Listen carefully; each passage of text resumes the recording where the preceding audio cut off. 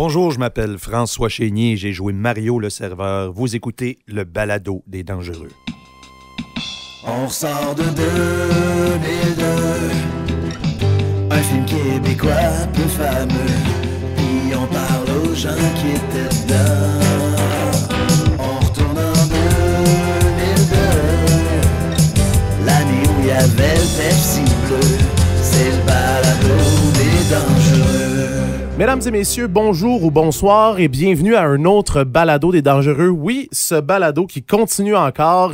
Je pensais jamais, encore une fois, me rendre aussi loin. Marc-André Roy au micro. Et aujourd'hui, je reçois quelqu'un qu'on avait oublié qui était sur les dangereux, mais qui était là, je dirais un bon 5-10 minutes gros maximum. François Chénier, allô? Salut, ça va? Ça va, toi? Oui, merci de me recevoir. Ouais, quand je t'ai appelé pour les dangereux, honnêtement, Ouais. t'en pensais quoi?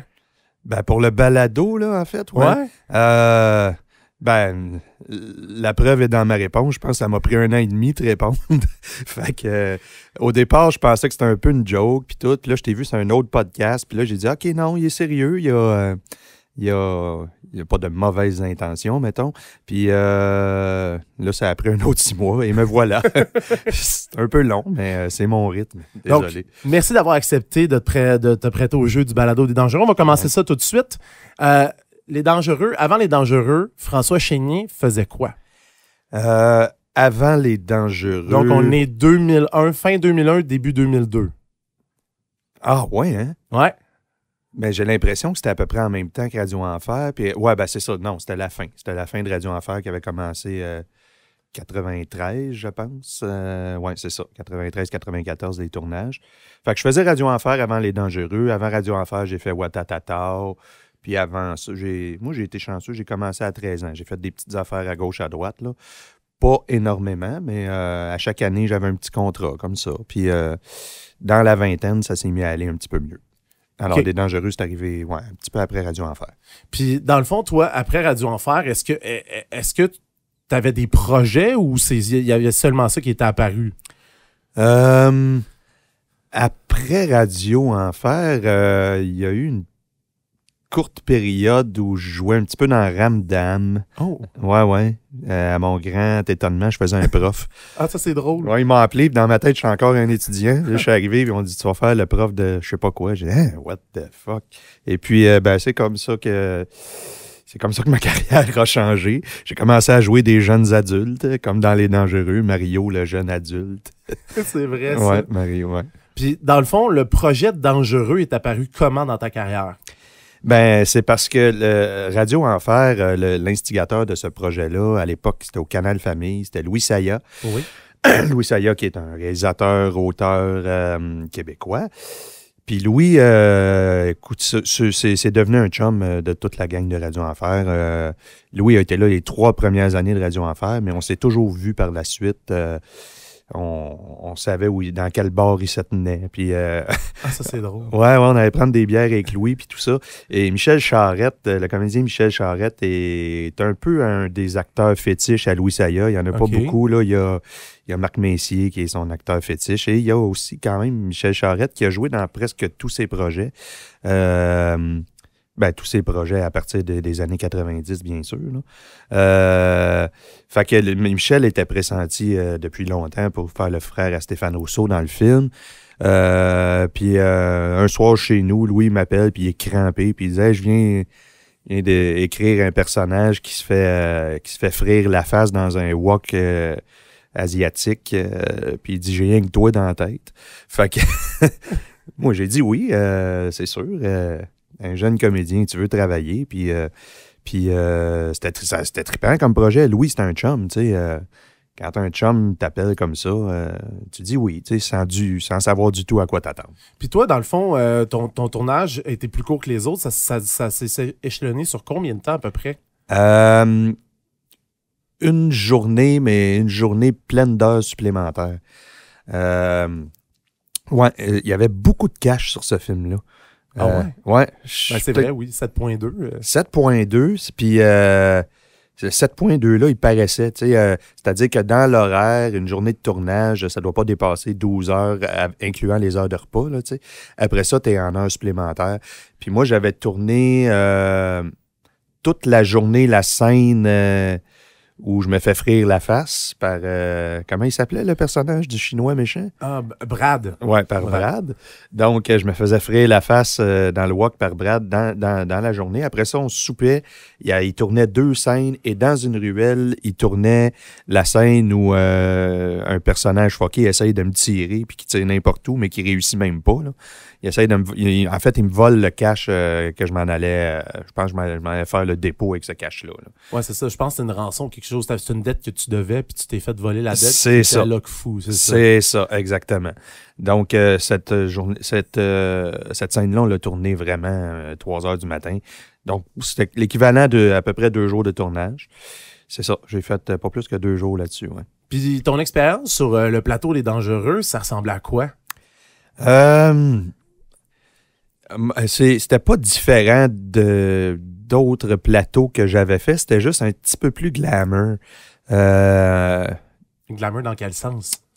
Dans le sens que, tu sais, tantôt, je disais qu'il y avait de l'argent sur cette production-là. Ils n'ont pas lésiné sur les moyens techniques pour le film. Tu sais, des jibs, c'est des espèces de grues pour les caméras. Ouais. J'arrive un matin, il y avait 2 jibs. Tu sais, ça, c'est rare que ça arrive. Fait que c'était trippant, mais tu sais, je n'avais déjà fait du cinéma avant. Mais là, c'était la première fois que je faisais un film populaire, tu sais. Tourner des films avec Robin Aubert puis des Jean-Pierre Lefebvre qui sont Jean-Pierre Lefebvre, c'est un pionnier du cinéma québécois. Tu sais, les films que j'avais faits, c'était à peu près tout le contraire des Dangereux, qui était une grosse production grand public, comédie grand public. Fait que ça, c'était la première fois que je travaillais là-dessus, ouais. François, tu as eu la chance aussi de travailler avec Miro, Lacasse, Albert Kwan et aussi Russell Ewan. C'était comment ton expérience avec eux? Ben, faudrait que tu me rappelles c'est qui Albert Kwan puis Russell Ewan. Albert, c'est dans le fond... Albert, c'est Brad le bouncer. Le bras droit de... Ouais, c'est OK, ça, ouais, avec OK. le chandail en filet. Ouais, je sais c'est qui, c'est bon. Puis Russell, c'est Lock Fou, dans le fond. Ouais, je savais juste pas lequel était lequel, mais ça a été vraiment trippant, mais c'est pas... tu sais, souvent, quand t'arrives sur un tournage, t'as plus d'affinités si t'as 6-7 jours. Tu sais, tu développes des affinités si t'as 6-7 jours de tournage et plus. Ouais. Là, c'est le fun, tu sais. Eux, on a vraiment ri, je m'en souviens, on était crampés parce que ça n'a pas d'allure de tourner une scène de même, tu sais. Lock Fou qui te fait frire la face dans un wok parce que tu y dois du cash, puis c'est complètement absurde parce que moi, j'ai l'air de dire que mon histoire est abracadabrante, ça se peut pas. Je me suis fait voler le cash par un esti de fucké, puis tout. Ça a l'air d'une menterie, mais c'est vrai, tu sais, dans le fond, c'est vrai. Je me fais brûler la face à cause de ça. Fait qu'on trouvait ça tellement absurde qu'on a bien ri. Ça, je me souviens qu'on a bien ri, mais je me souviens aussi qu'on n'a pas eu énormément de contact entre les scènes parce que cette scène-là, on l'a faite en plusieurs plans. Puis, ouais, ça paraît pas toujours au montage, là, mais on l'a fait en plusieurs plans. Même, ils l'ont filmé top shot, là, c'est-à-dire que la caméra était vraiment au-dessus de nos têtes. Quand même! Ouais. Tu sais, c'est ça, je veux dire, quand je dis que ce film-là avait des moyens, c'est qu'on pouvait se permettre de... Tu sais, Saya, il se permettait de placer sa caméra... on en fait une autre, on l'essaye comme ça, puis tout. Donc, ce qui fait que la journée était assez longue, mais quand on tournait... C'était vraiment ta gueule, fais tes affaires. Ah ouais, OK. Ben, pas ta gueule, c'était pas tendu, c'était pas un climat de tension, mais c'était pas le temps de niaiser non plus, je dirais. C'était super drôle, c'était friendly au bout, mais quand on tournait. Tu rate pas une prise pour rien parce que tu t'es trompé dans ton raccord parce que tu vas te le faire dire. Là, puis ton personnage a un look très particulier, un peu adolescent, boutonneux. Est-ce que c'était écrit ou ça s'est décidé... bonne question, puis ça vient de me revenir. Je me souviens qu'au maquillage le matin, je me souviens plus qui était au maquillage coiffeur, mais je me souviens que je les connaissais. Là. Puis elle a fait, on va t'en le dire à matin. Puis là, j'ai fait, OK, fait que c'est comme ça qu'il le voit, tu sais. Puis là, j'ai fait, tant qu'à y aller, là, tu sais, lait en esti, là, tu sais. Puis je travaille dans une cuisine de restaurant chinois, c'est gras, là. Fait que ça, je me souviens, il me shootait un peu d'eau avec de la glycérine pour me donner un aspect gras. Ah, mon Dieu, Ouais. c'est bon, ça. Ouais. Fait que... ah ouais, je me souvenais pas de ça, mais... ouais, c'est ça. Ouais, mais ça, moi, j'ai pas du tout de pudeur à faire ça. Même que si le personnage le demande, j'aime ça. Moi, j'ai toujours voulu être comme... Tu sais, ils disent souvent... pourquoi tu veux être comédien? C'est-tu parce que tu voulais être aimé ou whatever? Moi, ça a toujours été pour être quelqu'un d'autre. Moi, je trippe sur l'idée d'être quelqu'un d'autre que moi. C'est ça qui me fait tripper. Donc, c'est pour ça que m'en dire ou montrer que j'ai pas de cheveux à l'heure actuelle, puis tout, ça me fait tripper. Je trouve que ça fait partie des personnages. Puis est-ce qu'il y a eu des coupures dans ton rôle où toutes les scènes que tu as lues ou que tu as pratiquées se sont retrouvées au montage ou tu t'en souviens tout simplement pas? Je sais que ça a été coupé un peu, mais qu'est-ce qui a été coupé, je m'en souviens plus. Scène dans la ruelle, là, peut-être des scènes de passage pour faire avancer l'action ou ce que je comptais le cash, des affaires de même qui sont pas au montage, mais les genres d'affaires que tu tournes parce que ça se peut que tu en aies besoin dans le montage. Puis l'ambiance sur le plateau était comment? Entre les prises, pour revenir un peu à ce que je disais tantôt, là, entre les prises, je me souviens que c'était vraiment drôle parce que la journée où j'étais là, je me souviens qu'il y avait Didier, il y avait Michel, Stéphane Rousseau était là. Je sais pas du tout ce qui tournait cette journée-là. Il devait y avoir beaucoup de scènes parce que moi, puis là, ils squeezaient nos scènes entre deux grosses scènes, c'est ça. Je me souviens que c'était très drôle. C'est toutes des comiques. C'est toutes des comiques. Véronique Cloutier, elle a une solide répartie. Fait que Cloutier, Charette, Rousseau ensemble, là, c'était drôle. Ça se renvoyait à la balle. C'était trois grands gueules, comme on dit, là. Fait que ça, je me souviens que ce jour-là, c'était vraiment drôle. Moi, j'étais assis, puis j'écoutais, puis je riais, tu sais.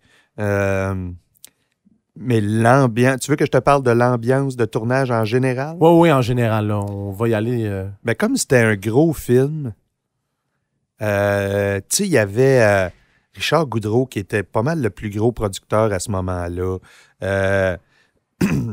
Il y avait Guy Cloutier, qui à l'époque n'avait pas eu de démêlé avec la justice, puis tout, puis il était là tout le temps. C'était un ami de Richard Goudreau, puis Guy Cloutier, c'était comme le plus gros producteur au Québec à ce moment-là. Fait que tu étais sur le plus gros plateau de tournage du Québec depuis une dizaine d'années. Puis cette ambiance-là était là. Moi, je le sentais. Je le sentais... comment je te dirais bien ça? Il y avait de la pression ou vu qu'il y a un gros budget? Ou... Il y avait du cash. Ces gars-là ont toujours gravité autour du cash. Ça sentait le cash. Tu sais, alors que quand je suis fait le fabuleux voyage de l'ange de Jean-Pierre Lefebvre, ça sentait pas le cash, ça sentait le bricolage, le communautaire, la création artistique. Tu sais, c'était vraiment le contraire de ça. Puis, en disant ça, j'ai un peu l'air de tirer dans le pied de mon chum Saya, mais ça sentait pas la création, ça sentait le produit. OK. Ouais. Puis, ceci dit, il y a plein d'affaires qui sont, tu sais, Marie-Mé, pour moi, c'est un produit. Oui, mais ça ne veut pas dire que c'est une mauvaise chose. Non, c'est un produit d'une extrême qualité, tu sais. Dans le temps que Saint-Gelais était là, puis là, son nouveau chum, tu sais, c'est des grands musiciens, c'est de la production léchée au bout. Qu'on aime ou pas, c'est un bon produit, puis je persiste à dire aujourd'hui que Les Dangereuses fait partie de ça. Puis, dans le fond, tu parles de produits. Il y avait non seulement de l'argent du gouvernement, mais il y avait aussi du placement de produits. Ben oui. Est-ce que toi, tu l'as senti sur le plateau, la pression dans le fond, des personnes ou des grosses institutions qui veulent placer leurs produits dans le film? Oui, c'est exactement ça que je veux dire quand je dis ça sentait le cash. Ça, c'est un des éléments, là. Tu sais, je me souviens que on était en tournage. Puis le tournage était commandité par Subway, genre, où je me souviens pas. Oui. Ah, il y en avait plein, là. En tout cas, je sais qu'il y avait Subway à un moment donné, je pense. Oui. Fait que là, c'était genre le making-of était commandité. Puis je me souviens même, là, je suis pas sûr de ce que j'avance parce que je veux pas que les avocats de Goudreau me retombent dessus, là. Fait que... mais si je me trompe pas, là, j'ai vu un assistant de production ou un producteur délégué sur le plateau raccrocher puis changer une marque de liqueur sur le spot parce qu'il y avait plus de l'autre compagnie. Ouais. Ouais. Tu sais, c'est... OK, il Justement, je pense que c'était dans le restaurant chinois où il y avait des affiches ou je sais pas quoi, mais en tout cas, je me souviens qu'il y avait des affiches, puis le produit en question, là, de la liqueur, là, tu sais, une boisson gazeuse, puis ils l'ont changé on the spot. Puis peut-être qu'ils ont pris une chance, je suis même pas sûr de ce que j'avance, peut-être qu'ils ont pris une chance, ils ont dit « OK, on le met, puis on s'arrangera après avec le cash. Au pire, on n'aura pas plus, mais on aura essayé, ou je sais pas, là, c'était de cet ordre-là, là, tu sais. Mais en même temps, il recevait tellement de demandes de commanditaires que c'est sûr, tu finis par dire oui, puis tu finis par essayer de choisir le meilleur, tu sais. Ouais. Puis, dans le fond, est-ce que lorsque toi, tu tournais le film, est-ce que vous saviez que vous vous dirigiez dans le mur au niveau des critiques ou pas du tout? Vous pensez que le film allait vraiment connaître un succès public? Moi, je pensais que ça allait être comme bien des films. Je pense aux Sphinx de Louis Saya. Je pense aux Boys. Les Boys, le Sphinx, c'est des films. Le Sphinx est devenu un film culte. Le public l'a moins connu, mais tu sais, les Boys, c'est un des plus gros succès de l'histoire du cinéma québécois. Sinon, le plus gros, à part Bon Cop, Bad Cop, parce qu'il mesure avec les ventes canadiennes. Là. Ouais. Mais donc, les Boys, ça a toujours été décrié par la critique, mais adoré par le public. Je pensais que ça allait être exactement ça pour Les Dangereux. Je pensais que ça allait être un méga succès public et que Odile Tremblay du Devoir allait chier dessus solide.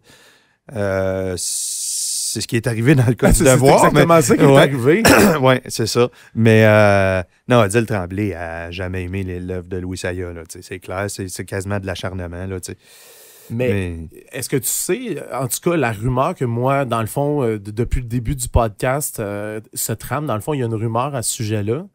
Ah, je suis pas au courant. OK. Quand j'ai interviewé Huguette Célédoni, une des scénaristes, elle a dit que, dans le fond, les critiques étaient un peu, justement, fâchées parce qu'il y avait l'enveloppe à la performance. Ouais.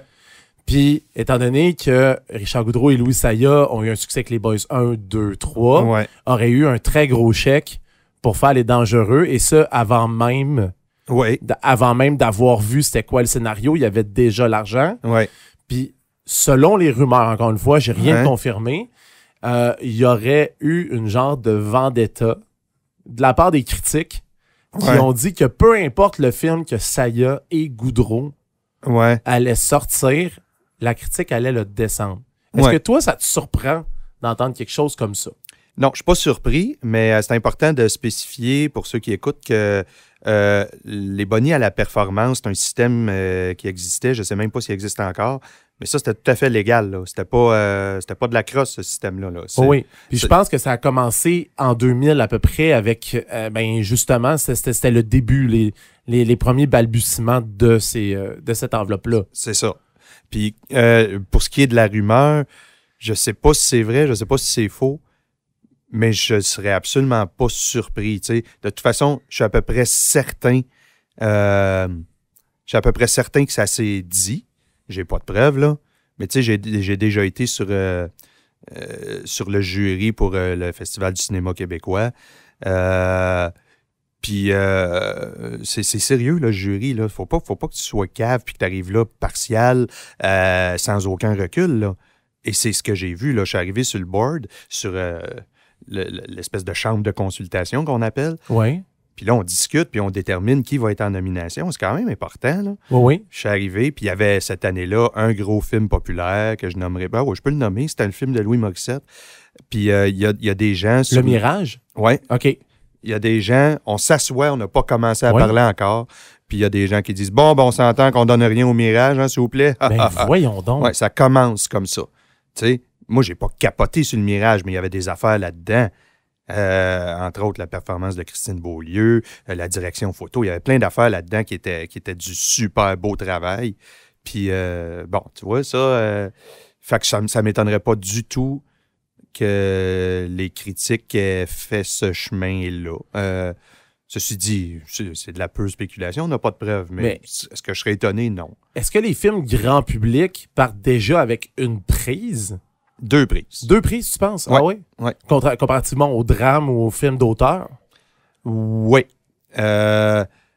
Mais oui, principalement la comédie. La comédie, c'est un genre qui a toujours été populaire auprès du public.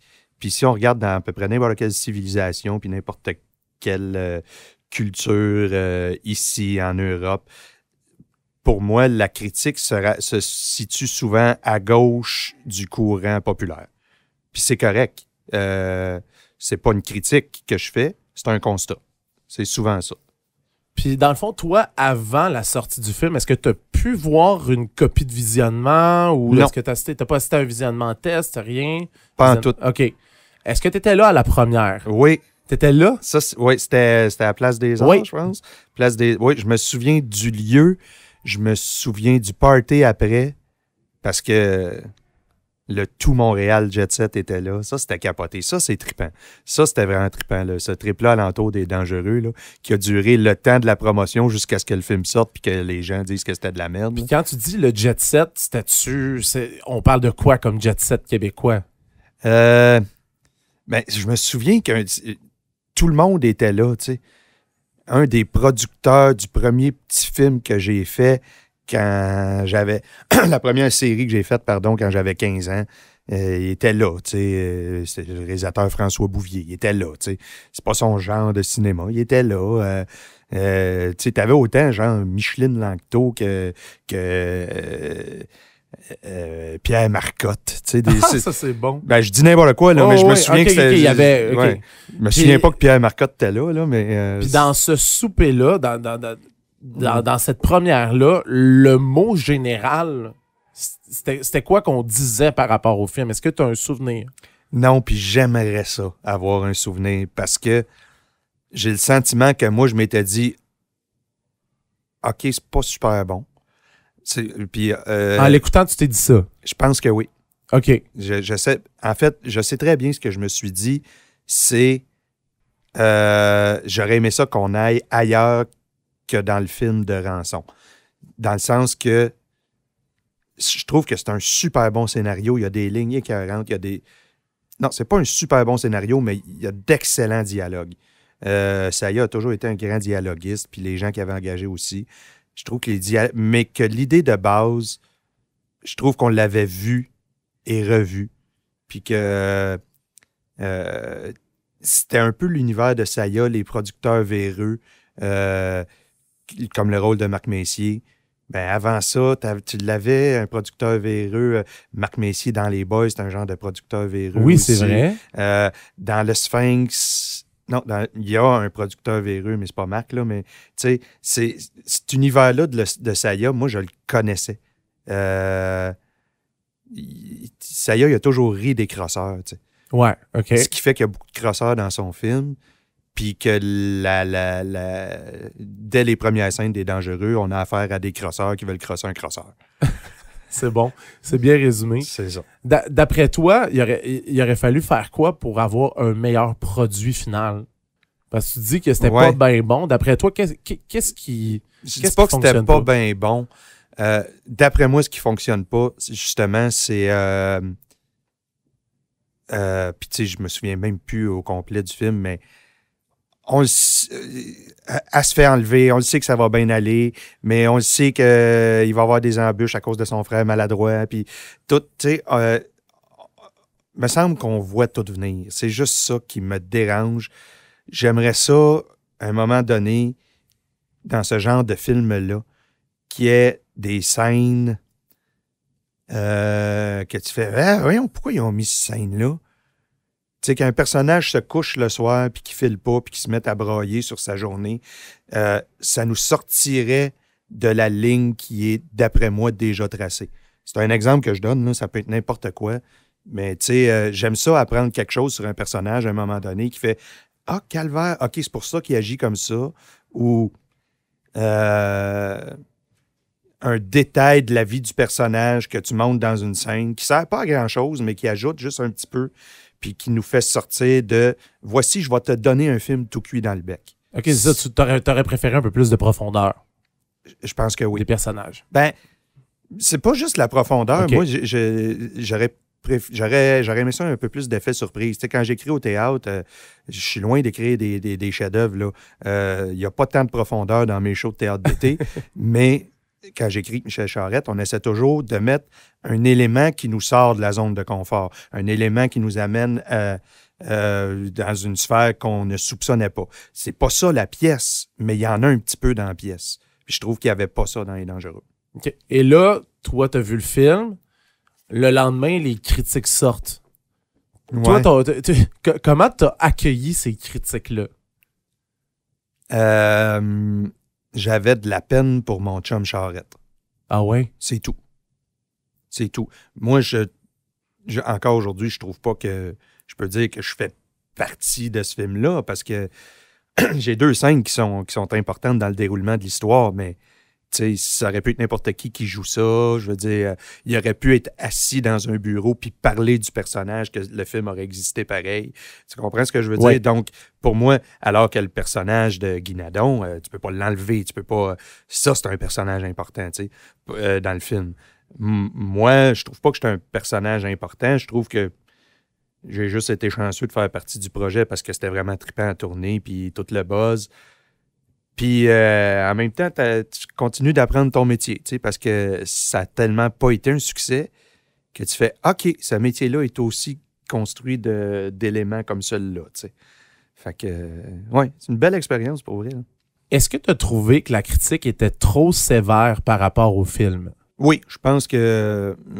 ouais, je dirais oui, parce que en fait, ça se peut pas qu'un projet, même si tu le trouves plate, puis que ça ressemble pas à tes goûts, ça se peut pas qu'un projet, tu trouves rien qui a été bien fait. Pour moi, c'est impossible. Il y a toujours quelque chose de bien fait dans n'importe quelle œuvre artistique, ne serait-ce que l'effort. Fait que souligne au moins l'effort. Souligne l'effort du... Oui, il y avait 7,4 millions, mais il a été bien géré, ce 7,4 millions-là. Tu sais, les effets spéciaux que tu as à l'écran, c'est un film qui avait une stature internationale, puis tout. Bon, ça apparaît. Tu peux souligner les moyens techniques, tu peux souligner la performance de certains comédiens. Je peux pas dire tous, tu sais, mais, Ouais. mais c'est pas vrai que tout le monde était poche là-dedans, là. Tu sais, justement, on parlait de Miro tout à l'heure. Il fait une super composition. Oui. Tu sais, c'est... Puis je pense qu'il y a probablement certaines critiques qui en ont parlé aussi.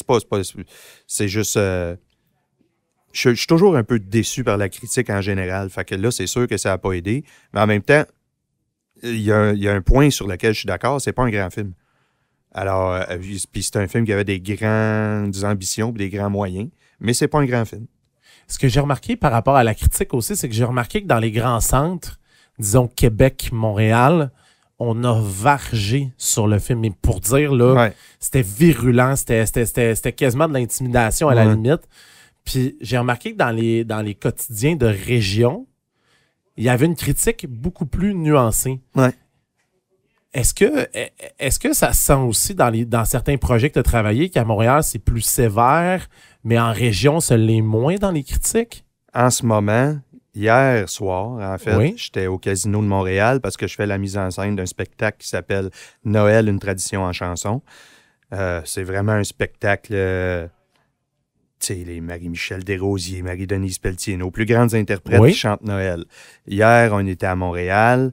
La salle était froide, c'était difficile, ça levait pas. On a 7 standing ovations par soir. Hier, on en a eu un demi.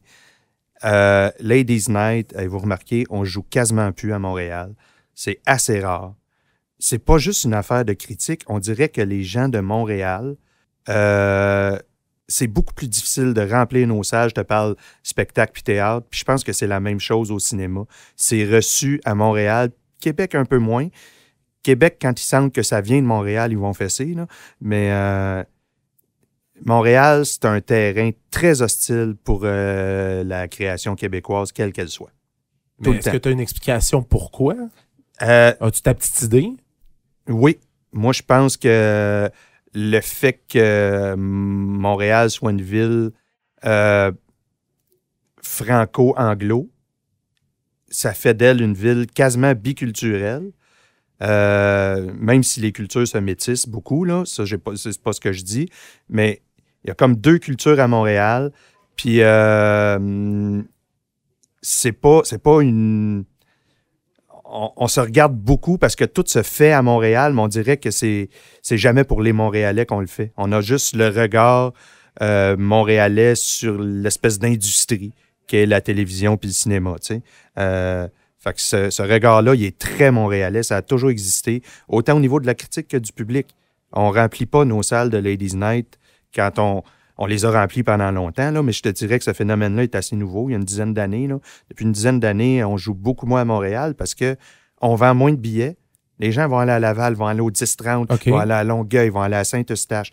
Montréal s'est rendu quasiment à éviter. Mais est-ce que c'est parce que c'est des produits populaires que ça part, comme on disait tantôt, avec une prise? Oui. Je te dirais que t'as des spectacles à Montréal qui vont faire salle comble parce qu'ils ont leur public. Tu sais, Louis-Jean Cormier, il n'aura jamais de misère à remplir à Montréal, mais il ne fera pas une semaine non plus. Ouais. Alors que ça va être plein partout s'il fait une tournée. Là. Puis c'est un produit quand même niché, là, je veux dire, c'est pas Marimé. Là. Fait que oui, c'est sûr que Montréal, c'est correct pour... mais tu sais, c'est un public rébarbatif puis une critique rébarbative parce que de toute façon, ça coûte tellement cher sortir à Montréal, c'est ridicule. Fait que oui, c'est ridicule. Moi, j'habite Montréal puis je vais voir mes shows à Laval. C'est rendu de même, là. Ah ouais? Oui. Sinon, j'y vais en métro, j'y vais plus en char. Ça, c'est super rare. Les restos sont super chers. Les billets sont, si on regarde, 6-7 piastres plus chers à Montréal des fois qu'ailleurs. C'est pas grave, c'est 6-7 piastres. Mais tu sais, c'est plein de... Montréal, en ce moment, ce qui marche bien, c'est les comédies musicales parce qu'on dirait que c'est la seule place quand ils sont pas en tournée où tu peux les voir. Mais c'est tout. C'est tout. Le théâtre à Montréal, c'est très difficile. Le spectacle de Noël dont je parlais, ça va super bien partout. Mais tu vois, hier, on a trouvé ça froid. C'est comme ça. Je sais pas pourquoi. OK. Bon, mon Dieu, c'est beaucoup d'informations. Ouais. Ouais. Puis c'est parce que ça part du fait que c'est beaucoup Montréal puis Québec, tu dis qu'il y avait bâché, là. C'est un peu toujours de même aussi, là, tu sais. Un moment donné, la ville de New York, il n'aimait pas Billy Joel. Il n'y a pas meilleur représentant que Billy Joel. Tu sais, on va souvent fesser sur nos propres enfants. C'est bien dit, ça. Ouais. Puis pour toi, dans le fond, l'après Dangereux, une fois que les critiques sont passées, est-ce que ça t'a nuit au niveau cinématographique ou t'as été capable par la suite de... À part toi, il y a à peu près personne qui m'a dit « Ah, c'est vrai, t'as joué dans les Dangereux. » Non, c'est ça, parce qu'on parle tout le temps de Radio Enfer. Ça doit être tout le temps ça ou Saint-Martyr-des-Damnés? Ah, Saint-Martyr, c'est très rare. Saint-Martyr, c'est des vrais geeks du cinéma qui ont... Mais ceci dit, quand ils m'en parlent, c'est des commentaires tellement tripants. Ben oui. C'est des gens qui ont vu des choses que je n'avais même pas vues moi-même dans le film. Tu sais, c'est vraiment des super discussions. Radio Enfer, beaucoup. Radio Enfer, tout le temps, en fait. Ouais. Et puis là, District 31, je suis là une fois par 3 semaines. C'est vrai. Je suis là une fois par 3 semaines, puis le lendemain d'une diffusion, je prends le métro, puis tout le monde m'en parle. Ça n'a pas d'allure, cette affaire-là. Mais dans le fond, toi, les Dangereux, après ça t'a pas nuit, ça t'a pas... Pas du tout. Même que j'ai utilisé la joke souvent. La joke? Ah ouais? Ouais, je faisais des jokes. Mettons, je sortais d'une audition, puis juste avant de sortir, je disais... Je veux juste vous dire, si vous regardez comme faut, j'ai joué dans les Dangereux. Puis bonne journée. T'sais. Mais toi, tu l'as pas enlevé de ton CV, tu l'as assumé. Je l'ai pas enlevé de mon CV, mais je pense pas que c'est souligné non plus. Mais je sais même pas si... Non, je l'ai pas enlevé de mon CV. Il est dans le CV complet. Mais tu sais, tu mets toujours 3-4 films, là, 3-4 titres. Bon, ben, il est pas dans... Sérieusement, j'ai pas... je serais quasiment gêné de dire... mais admettons que le film avait été un succès, là, puis qu'il gagne Lion d'or à Venise, là, tu sais. Oh, OK, ouais. Mettons, là, j'aurais même pas dit « Ah, avez-vous vu, je joue dans Dangereux? » Parce que 2 scènes, c'est vraiment 2 scènes dans le milieu, là. C'est l'équivalent des... Tu sais, si tu dis « Ah, moi, j'ai joué dedans », t'as 2 scènes, man. Ah, c'est ça. Calme-toi, là. Tu sais, on travaille des fois avec des figurants, là, puis ils disent... ouais, quand je travaillais avec Jack, puis là, tu fais qui, Jack? Ben, Jack Nicholson. Tu sais, Nicholson, il a tourné 2 fois à Montréal. Ils ont été là, tu sais. Quand je travaillais avec Jack, arrête, là. Tu sais, c'est genre de... Je pense pas que je me serais vanté de dire que... ouais, j'ai joué dans les Dangereux. avec 2 scènes. C'est peut-être trop d'humilité, mais... Puis tu parlais de tes 2 scènes. J'ai oublié de te demander tantôt, y a-tu des anecdotes de tournage qui sont arrivées qu'on n'a pas mentionnées depuis tantôt? Il y a une affaire qui est intéressante, c'est que... c'est pour ça que j'avais passé une journée et demie. Je commençais la journée 4 heures au maquillage, 4 heures de temps à la chaise de maquillage, parce qu'on commençait la scène où il m'enlève la tête du wok de friture. Là. On commençait avec ça. Après, on enlevait le maquillage, puis on tournait quand je n'étais pas brûlé. On a comme tourné dans le désordre. Là. Fait que le matin... La moitié de ma figure était une figure de grand brûlé. Fait que c'est du latex collé, puis il colorait après. Il y avait un coloriste, puis la maquilleuse, puis tout. C'était super trippant de les voir aller. Là. C'est quasiment une œuvre d'art qui te fond d'en face. Là. C'est tellement éphémère en plus. Oui, mais quand on regarde comme il faut dans le film, là, j'ai regardé l'autre fois, c'est super bien fait. Oui. Vraiment, c'est un super bel effet. Puis là, ils finissent le maquillage. Puis là, j'ai genre 2 heures de break devant moi parce qu'évidemment, ils ont du retard. Fait que c'est pas à moi de tourner. Fait que je me rappelle, on est stationné Saint-Laurent, Mont-Royal à peu près. Le resto était dans ce coin-là? Non, c'est bizarre. Je pense que le maquillage était là, puis qu'il nous amenait en navette sur le lieu du resto parce qu'il avait installé la base là. Parce que la scène de la ruelle, le soir, c'était là. Ça, c'était Saint-Laurent-Laurier. Ouais, Saint-Laurent-Laurier? Ouais. Puis ce resto chinois-là, il était-tu bien loin? Ça. Non, il me semble que c'était genre sur La Jeunesse ou... il n'existe plus, en tout cas, ce resto-là. Mais je pense que c'était quelque part à Montréal. Je m'en souviens plus pas en tout, honnêtement. Là. OK. Puis on retourne à l'anecdote. Ou à Laval. On retourne à l'anecdote. Fait qu'il me reste 2 heures. Fait que je m'en vais marcher sur la rue Saint-Laurent. Ouais. Et là, le regard des gens sur moi, là, j'ai compris ce que... Tu sais, quand tu as une anomalie physique, un défaut, un handicap, si t'es un grand brûlé, là, personne ne savait que c'était François Chénier. Là. J'étais un grand brûlé avec les cheveux gras. Là. C'est vrai? Ouais. Fait que je marchais dans la rue comme ça. Et les regards sont persistants. Les gens te croisent, ils te regardent, ils te lâchent pas tant que le regard ne lâche pas. Là. Ils te lâchent pas. Fait qu'ils sont incapables d'arrêter de détailler la brûlure ou de détailler ce que ça donne physiquement, là, tu sais. Puis je me suis dit, asti que ça doit être gossant toute la journée. Là. C'est clair. Parce que pendant 2 heures, c'était vraiment... Tout le monde te regarde. Puis même si c'est un petit regard furtif, il y a toujours... un petit jugement à chaque seconde. C'est vraiment ça que j'ai senti. Fait que c'est pas une anecdote, mais c'est vraiment... Ça, je m'en souviens comme si c'était hier. Ouais. 2 questions par rapport à tes scènes.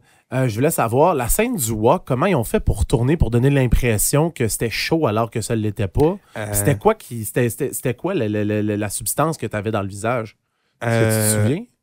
Oui. Oui, ça c'est intéressant. Ça va dire techniquement, ça va expliquer techniquement comment on tourne ce genre de scène-là. OK. Bon, je vous ai déjà dit que j'avais tout le côté gauche de la face maquillée. Oui. Gauche ou droit, je m'en souviens plus. La face brûlée. Donc, j'ai cette face brûlée-là. Ça, y a pas de problème, on pouvait le mettre dans l'eau. Fait que dans le wok, il y avait de l'eau jusqu'à peu près la moitié du wok. Il y avait rentré un tuyau dans le wok qui envoyait de l'air puis de la glace sèche. OK. Fait que là, il me trempait la tête là-dedans. Je pense que ma tête touchait à peine à l'eau, mais on avait l'effet de boucan puis l'effet de bouillonnement à cause de l'air, du tuyau d'air. Oui. Puis là, je hurlais, puis je me souviens que ça y est, il me disait, essaye de le pogner avec ta pince. J'ai une espèce de pince d'instrument de cuisson. Là. Oui. Essaye de le pogner, puis là, je pogne genre le toton du chinois en arrière. Là. Je me souviens, je donnais des petits coups, j'étais crampé, je trouvais ça drôle au bout. Fait que après ça, ils coupent. Ils mettent d'en face une espèce de mélange de mélasse, de confiture de fraises, de faux sang, de glycérine. Oh! Ouais. Puis ça, puis je me souviens, les effets spéciaux venaient le montrer à Louis puis au directeur photo. Ça, c'est-tu correct? Non, fais-le plus liquide parce que là, ça paraît moins. Okay. Fais-le plus rouge. Fait que, tu sais, c'est vraiment, c'est un travail c'est pointilleux, là. Puis après ça, ils me le mettent d'en face. Ils disent action, font 100, puis là, je place ma tête à peu près 2 cm de l'eau. Fait que j'ai l'air de sortir du wok vraiment. Mais en fait, j'ai jamais touché à l'eau du wok, là, tu sais. Fait que j'ai ça d'en face, cette espèce de slime-là, tu sais. Puis il y a une autre scène aussi, tu te fais étouffer avec des bâtons. Ah oui, c'est vrai! Ben oui, tu te fais complètement étouffer avec une genre de boulette qui te rentre dans la bouche. Ouais. Est-ce que tu te souviens comment ils ont fait ce trucage-là? Parce que ça a tellement de l'air vrai. Ouais, mais c'était des baguettes rétractables. Je viens de... OK, c'était des baguettes rétractables. Si je me trompe pas, là, ouais. Il y a un accessoiriste qui est payé pour fabriquer ça, là. J'ai baguette dans la bouche, je me souviens, c'est comme le principe d'un stylo, là. Tu pesais dessus, puis il y avait un ressort à l'intérieur, là. Si je me trompe pas, c'est ça. Toi, t'as vécu aussi la fusillade, parce qu'on en a pas parlé, mais t'es en plein milieu d'une fusillade avec de la bouffe dans les mains, là. Ouais. Ça aussi, c'était quand même une scène très osée pour un cinéma québécois, là. C'est vrai. Ça, j'étais là juste un plan. Mais c'est pour ça que ça a été long de même, cette journée. Une chance, t'es là. C'est ça. Fait que, ouais, c'est vrai. Ça, c'était très impressionnant aussi. Il y a des cascades. C'est pour ça que j'avais trippé de même, je m'en souviens. Là, c'était une grosse journée. Là. Il y a full effets spéciaux, des cascades. Puis dans la nuit, je me faisais moi-même tirer dessus par le personnage de Miro. Fait que ça, tu sais, c'est sûr, il y a toujours un spécialiste des guns. Il vérifie le gun avant, il charge le gun à blanc. Il faut que tout le monde fasse silence sur le plateau. Il lève le gun dans les airs. Il dit « J'ai vérifié que le gun est chargé à blanc », puis il le monte à quelqu'un. Il faut toujours ça. Oh, tabarouette. Ah ouais, je savais pas que c'était aussi intense pour un fusil. Ouais. Il y a des assurances pour ces journées-là, s'il arrive de quoi. Parce que même si le gun est chargé à blanc, il peut avoir une étincelle, il peut avoir... Tu sais, écoute, c'est tellement sérieux. Il y a un armurier, ce jour-là, qui est engagé pour ça. Tu sais, puis il faut qu'il montre que le gun est bien... Le canon est bien barré, puis tout ça. Là, puis aujourd'hui, les dangereux, ça représente quoi pour François Chénier? Aujourd'hui, là, à l'heure actuelle, 17 ans plus tard, là. C'est surtout là, parce que tu sais, moi, depuis, j'ai eu des enfants, j'ai travaillé sur plein d'affaires, tout. Honnêtement, c'est rare que je pensais aux dangereux, là. C'est rare en sacrifice. C'est toi, il y a 1 an et demi, que j'ai fait « Aïe, c'est vrai, ça, c'était drôle en sacrifice, les dangereux. » Mais tu sais, puis comme je te dis, Charette, je travaille avec, je le vois tout le temps. Hey, c'est rare en maudit. Tu sais, je pense que ça faisait 5-6 ans qu'on n'avait pas reparlé de ça. Puis quand vous en parlez comment? Beau souvenir. OK. Oui, beau souvenir, parce que, tu sais, honnêtement, ce film-là, il n'a pas nuit à personne, là. Tu sais, tout le monde dit « Ah, mon Dieu, c'est épouvantable ». Il n'y a personne qui peut te répondre « Ça m'a nuit », à part peut-être Saya. Puis les scénaristes aussi. Sylvain Raté, Viette Saint-Denis aussi. Oui, peut-être ça leur a nuit dans leur propre milieu. Ça parce que c'est eux qu'on a ramassé le plus dans les critiques, beaucoup plus que les vedettes. Oui, ça c'est vrai. Ceci dit, tu sais, on a ramassé Saya à grands coups de pelle d'en face. Puis je travaille encore avec aujourd'hui sur d'autres projets, tu sais. Tu sais, tout le monde a droit à l'erreur, puis si c'est une erreur, là, non, c'est ça. Moi, je pense pas que ça ait nuit à tant de monde que ça. Tu sais, Stéphane Rousseau, ça y a pas nuit, là. Quand même le rôle titre avec Véro, là. Puis après, il a fait les invasions barbares. Ben oui. Tout de suite après. Oui. Mais je pense que c'est en même temps ou après. Moi, je pense que les invasions barbares, lui, il a plus nuit. Ah ouais? Oui. Même si c'est un meilleur film, parce que ce qu'a dit Christian Bégin, à Tout le monde en parle, il a dit, pour ceux qui ne le savent pas, arrêtez d'engager toujours les gens qui sont le plus aimés du public. Être acteur, c'est un métier. C'est comme, t'engages pas un boulanger pour faire la mécanique de ton char. Non. C'est ça son discours, puis il a fait une performance correcte sans plus dans les invasions barbares, ce qui n'était pas tout à fait faux. Puis, ceci dit, Stéphane Rousseau, c'est le gars en entrevue que je trouve le plus drôle au monde. Oui. C'est quelqu'un que j'admire énormément. Ça fait que ça n'a rien à voir, là. Mais c'était pas faux. Je pense que ça lui a nui davantage parce qu'il a été plutôt ordinaire dans un produit extraordinaire. Alors que dans Les Dangereux, il était super drôle, il était bon, il a fait sa job dans un produit ordinaire selon le public et la critique. Fait que ça a plus de facilité à passer. La preuve, c'est qu'1 an et demi après, il faisait son one-man show puis il vendait des tickets en masse. Il n'y a personne qui a fait « Ah, qu'on va pas voir lui, il est tellement poche ». Je ne suis pas sûr que ça lui a nuit autant. Il aurait pu avoir une solide carrière au cinéma s'il avait torché dans Les Invasions barbares. T'sais. Mais ça me fait repenser à une entrevue que j'ai eue justement avec Russell Ewan. Lui, il croyait que ce film-là allait lancer sa carrière au Québec. Là. Ouais, Ah, c'est quand même fou, là. ouais. Puis je suis pas sûr de me tromper, là, parce que c'est mon meilleur chum, mais je pense que Michel aussi avait le feeling que, oh, tabarouette, OK, là, c'est parti. Ah. Mais je le comprends, c'était tellement gros, là. Ben, c'est sûr. C'était énorme. Puis, tu sais, le fait qu'il y ait Richard Goudreau, puis Guy Cloutier, puis tout ça, c'est des spécialistes du marketing. C'était partout, tu sais. C'était...